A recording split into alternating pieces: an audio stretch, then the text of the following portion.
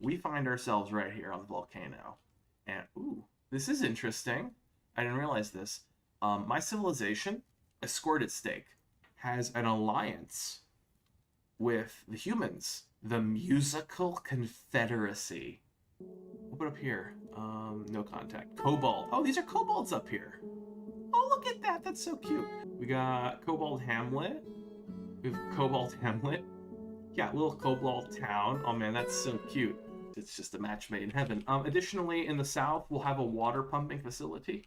Now, one risk of early fortresses is it's easy to focus on the big picture, like how you want your fort to look at the end, and neglect the needs of your dwarves right now. I have all these great plans, but those plans won't mean anything if all my dwarves die or kill each other because they're angry. I want to take advantage of the magma, so we're going to use mostly magma. So magma furnaces, magma kiln, magma smelters. I'll probably use this room right here as a dormitory temporarily. It'll probably end up being a workshop at some point. Outdoor pasture. I like to name my zones so I know what I'm doing. I know it's called unnamed animal training zone, but we're gonna do elephant, elephant re-education. Oh, there were elephants. Hell yeah. Okay, can we assign them to a person? I think they work like war dogs. Oh man, look at these walls. Galena. Okay, so Galena gives us. Oh, Galena is an ore of silver and lead. I'm just thinking, like, if we get lead, we can make lead toys to give to elf children. Right? I'm not the only one thinking this. Right? I'm just saying. Gosh, I don't remember how, but there's a way to set hotkeys, so I can just do F1, F2, F3 for the different locations on the map. So, like, if I could make this a location, I don't know how to do that. Edit recenter hotkey locations. Okay, perfect. Hey, learning something new. I haven't done this before. Industrial zone. Industrial zone. Right? It's not a workshop. We're not like quaint agrarian hobbits here. We are industrious dwarves with a mind for metal and wheels, okay? I have played over 120 hours of this game, never even open this menu. So you can learn something new every day. But I think below this, I'm gonna need to mine out and make an area for lava. That also means I probably want to make some floodgates, I think, that are magma safe. Just a thing to note is always early game, things happen in their due time, you know? Like, look at these slackers. Look at them, they're sleeping. How dare they? These guys are spoiled. They're not just drinking, beer out of a barrel. They demand mugs. I don't necessarily want to be selling lead toys to my own civilization, but, my own dwarves are allied with the humans. They seem like nice dwarves, and we're not nice dwarves. So, you know what? I'm going to sell lead toys to my own people. That seems pretty appropriate. We got to start our villainy streak somewhere. Because, like, people might get the wrong impression about us. They might be thinking, oh yeah, those guys in the Dark Tower, nice folks. Lovely volcano. Let's look at the stone. We need a magma-safe stone to do this. Orthoclast is magma-safe. So if we make some floodgates and mechanisms out of orthoclast, that'll work. So what we're probably going to do is actually put a floodgate up here. So we're going to fill this channel with magma and then drop the floodgate. So then we can pump the magma later if we need to out. Because if we need to have access to this tunnel again, I don't want to have to deal with draining this entire volcano, which you can do. You can drain this of magma. It'll just take forever. Also, a floodgate's good because creatures can swim in magma. There are magma creatures, and a floodgate at least can prevent the creature from getting through. So if I don't want like magma crabs to show up in my base through the workshops, it'll be good to put a floodgate near the volcano's mouth. I'm thinking really far ahead, like if we actually need to have this planned out. The cheap and easy way is just flood it with magma and just hope for the best. But I actually want to be like, you know, a little bit of civil engineering here. Like, how can I have... See, at the Dark Tower, our dwarves do evil things, but safety is a priority. Also, I have 7 dwarves, and if I lose any of them, then, well, I'm SOL, so... Because this is going to be like a modular system. I'm gonna have 6 magma workshops to start, but if I want more, I want this to be extendable.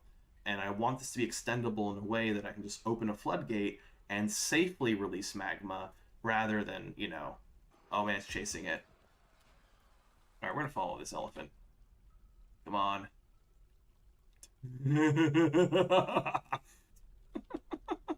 Oh, those elephants, man, they crack me up. Mind you, this is 50 levels away from the main place of our workshop, so our farm area is like super far away from everything else. So probably at some point we'll make a minecart assembly. When you watch Lord of the Rings and you see the massive armies that Sauron fields, you know, in the movie, you have to think the guy has to be a real genius at logistics to manage all of this. And that's kind of what we're dealing with. So at some point we're going to end up with like this mass transit system, because I have to imagine that's what Sauron himself had to do. You have to think Mordor is probably filled with volcanic soil, very fertile. I mean, how else is he feeding all these armies, right? He probably has massive farmlands extending as far as the eye can see, just to support his armies of darkness. And at some point we're going to need something similar. Anyone else coming? Hey, another customer. A peasant. Oh, wait. Competent Marks Dwarf, shield user, armor user. You are the next member of the Dark Tower military. So, all right. So our soldier has a good-for-nothing husband. Oh my god, he has literally no skills. No labor skills, no combat, no social. He knows 1 musical form. Normally, when you channel lava, it's good to channel it from above. Okay? You want to channel lava from up above because you avoid spilling it onto your miner. There won't be a body, so no one's going to get trauma from seeing a body. So, you know, magma leaves no traces. So I'm thinking about my dwarves' mental states. I'm trying to murder people without hurting their feelings. A baby elephant, guys. All right, here is the first new member of our war elephant cadre. So, let's see. We got the channel we wanted, though. The next thing I want to do is I want to make a lever control room. So we're gonna crack the volcano open and let it spill into this chamber here. So, mining, channeling, channel. All right, we're gonna find out. Oh, it's pouring. Boop. There we go, guys. Look at that. It's pouring in. Look at that. Ah, there we go. Sweet, sweet lava. Let's do the numbers. Boop. There we go. You can see it's shimmering now because I just sucked lava out of this thing, and except for boundary things, there's no infinite fluids in this game, I don't think. Hey, there we go. Look at that lava go. Gosh, this is just magic to me. I don't know why, but just anytime magma's flowing, it's just magical. It's interesting. Magma smelters have the same hotkey. Oh, it's capital L. Okay, so lowercase l is a normal smelter. Capital L is a magma smelter. I have a mod, by the way. I'm running a mod that tells me the hotkeys. You can see them on the screen. All right, now we have our smelters going. We need to smelt all this galena. So what we're going to do, I'm not going to do a work order for it. I'm just going to say repeat. So this is kind of like this is the Z level we'll use to control where we pipe magma. Although as a grim reminder of the winter hardships to come, oh no, the caravan showed up. I haven't made my lead toys yet. No, we want lead toys. There we go. And I want to repeat this. I want this to be important.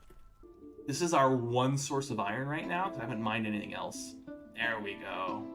Yes. Take it to the forges. Yeah, no, we're good. We're good. Those are the items we want. Sounds good. Hey, they want toys. Fate has spoken, my lads. They want toys. When they come back, I want to have around 200 toys. Lead toys, war with the humans, making obsidian. Those are the three principles. Those are the three pillars that this fortress will stand upon. The way to speed this up is make sure your ore is in a stockpile and make sure that stockpile has wheelbarrows. Oh, we got 4 iron bars for that. I forgot how much you could get, but that's plenty to make an anvil, so let's make an anvil. No, don't go to sleep here. You're supposed to be making lead toys. Little shit. Oh, fire creatures. Ooh. They must have gone away. Fire imps in the creatures tab. This is a great example. So, assuming chat is right, and I believe chat. I know. Yeah. No, chat's probably right. I believe you. This is why me being paranoid and putting a gate here was a good thing. Competent negotiator, competent liar. Oh, this person seems like a good candidate for a broker. We have Sibrek right here, literally doing triple duty, and we probably want to like free him up to do his other jobs. Okay, we got some options for broker. Oh wow, Farmer Brown. Well, the guy I was making fun of earlier is actually an adept comedian, master negotiator, and master pacifier. He's our broker now. All right, so Kogan, you will be our record keeper. I forgot where it is. It might be population 20, but eventually what's going to happen is these work orders are going to get these little scroll icons. And what that means is the manager has to physically like have a meeting and tell people to do stuff. Look at this. Validated. See the thing I was talking about? Last time I was in this window, these little scrolls weren't here. Shield user, he's a soldier. Whoa. He knows a lot of stuff. This dude's a smart cookie. Remember that other peasant that knew one dance? Okay? Right. You have that on one side of the spectrum. And then you got someone like my pal Erush here who just knows friggin' everything. What the hell? Like, look at all this. Look at all these these are all manuals, by the way. It's not like he learned poetry and shit. The geocentric model. I love this. This guy's great. There's actually like a system for scientific discovery in this game. So like let's say somebody discovers the geocentric model. They might then write a book about it, and someone else might read the book, and then they'll write a copy, or they'll write their own version of the book, or like an argument against or for it. And then over the course of years, this will proliferate out, and you'll end up with lots of books about this topic based off of this one scholar's discovery 50 years ago. It doesn't affect gameplay like any way, but it's super cool. Erush, you're a future scholar. Come on in.